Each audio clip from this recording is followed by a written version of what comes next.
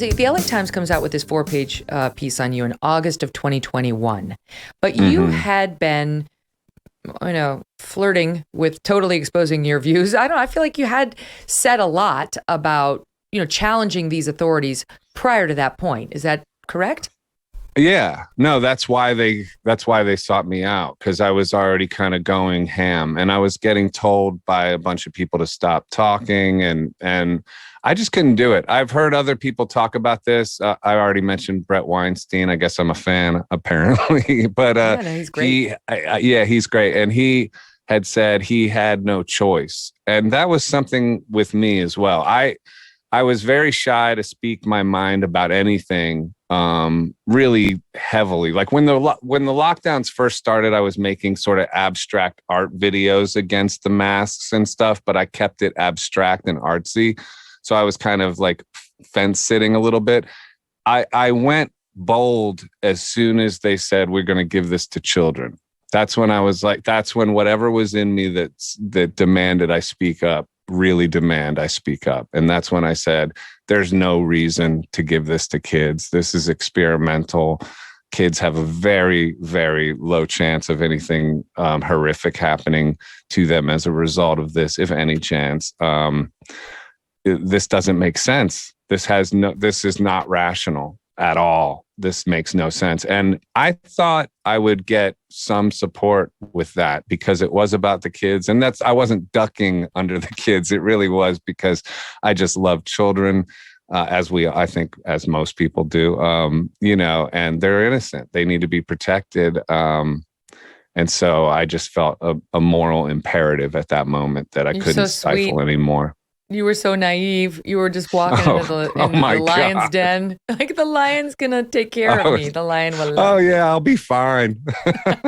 No, I was as naive as you can be. I blame that on Ohio as well. You need to spend more time with Debbie.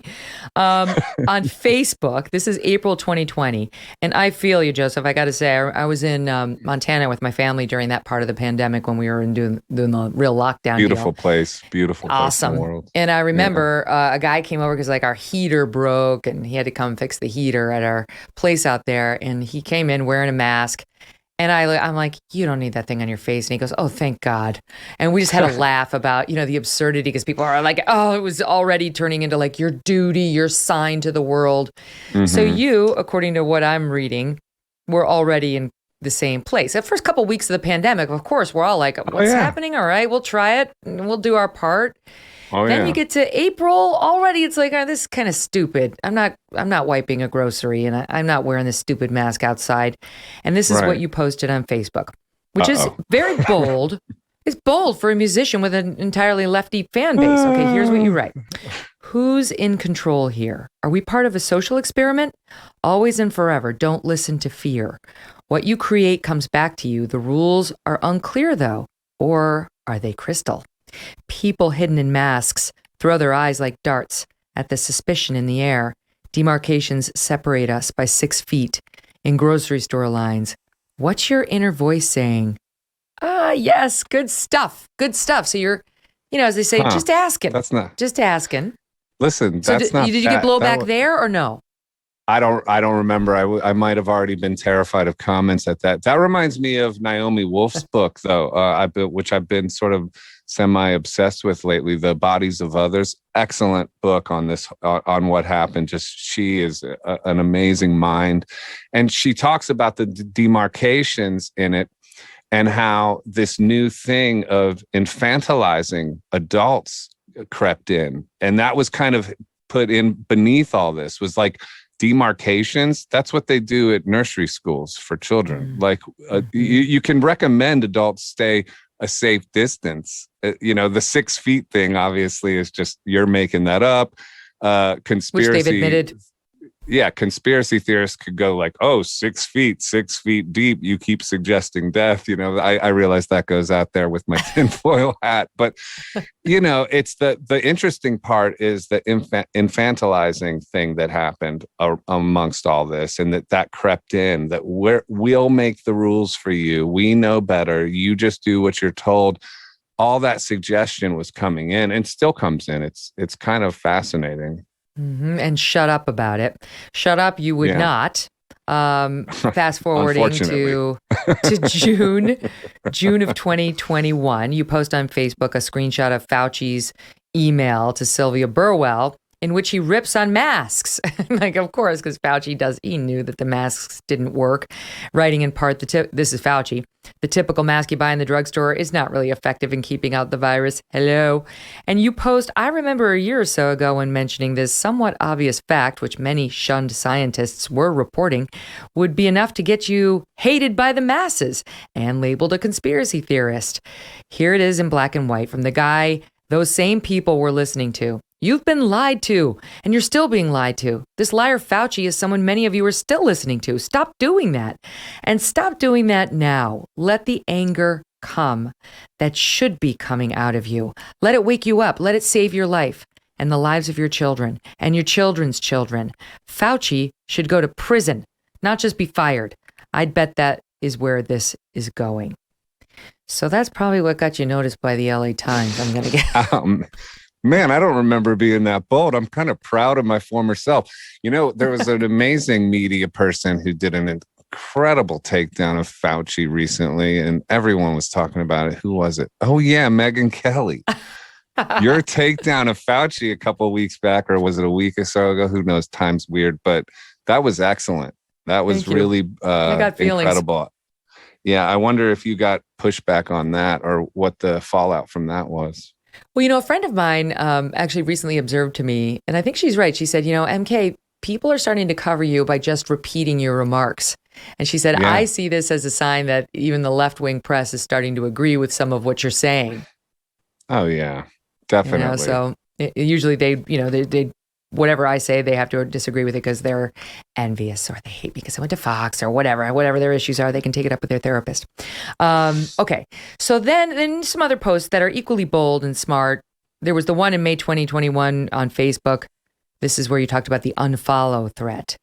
And you did what Gina Carano did, which is where you basically said, how do they get people to go along with all this? Well, it's kind of what the Nazis did with the Jews, comparing them to vermin before rounding them up and taking them into camps. And this is how she got canceled. And of course, she rebounded too. But you were getting bolder in sort of saying, this is bullshit, what's happening to us. And these are controlling masters, and we've got to push back.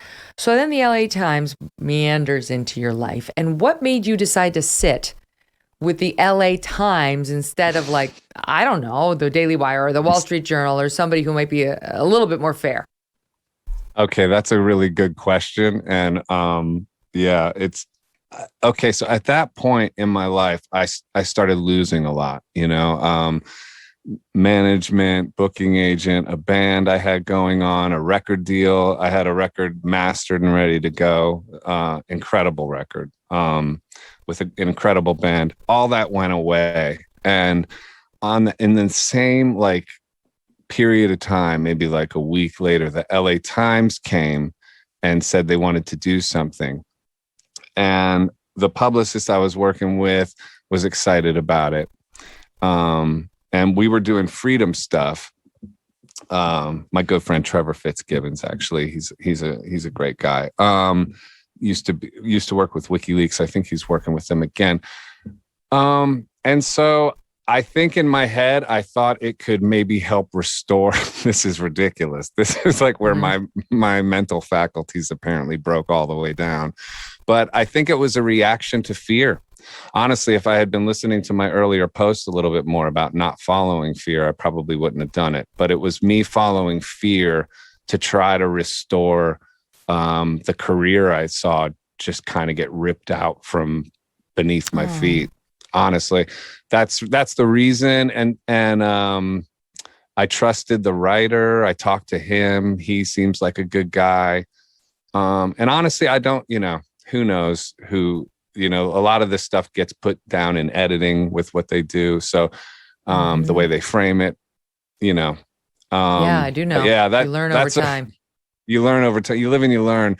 But that's the $1 million question, and that's what happened. So I get it. Let me tell you, I get it. I've had enough profiles done on me and so on over the years. I now trust Almost no one. Well, I had a hard the time mainstream. coming on this show, honestly. Like the How come? post sort of traumatic stress of it, like just Oh, a big yeah. media. I mean, I'm in media. I do a radio show for TNT Radio, which is an excellent alternative station that's just sort of evolving and growing its wings. Amazing colleagues there, Patrick Henningsen and Brian Hesher McLean, Adam Ruckus Clark, amongst others, Misty Winston, people who really speak truth to power.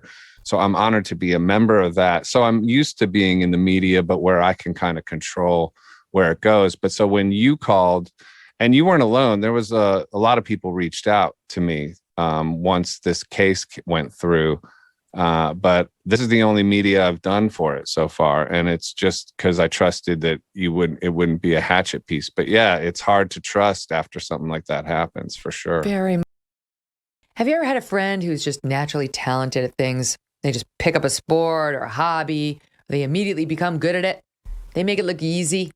If you don't have that friend, it's you. And we all secretly despise you. The good news is no matter who you are, you can make great food look easy with Good Ranchers. See, Good Ranchers sources the highest quality meat in America. Number one, best. And more importantly, they can prove it. Each piece of meat is from real American farms and is hand cut and trimmed by real American workers. They only source from farms that meet their standards of excellence, which means it's pasture raised. That's what you need to be looking for. No antibiotics ever, and no added hormones. Good Ranchers is so confident in the quality that they sell, they're going to have a 100% satisfaction guarantee on every box they ship to you. Plus, you can use my code, Megyn, to get free shipping and $30 off on your first order. They have won awards like Best Food Subscription, and they have been part of the INC 5,000 list, Inc. 5,000 list of America's fastest growing companies.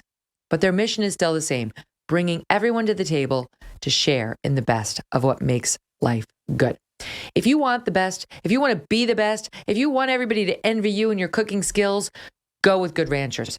Visit goodranchers.com/Megyn, that's Megyn, to save on American meat delivered right to your door. Hey, thanks so much for watching. If you like what you just saw, hit the subscribe button for more clips and full episodes.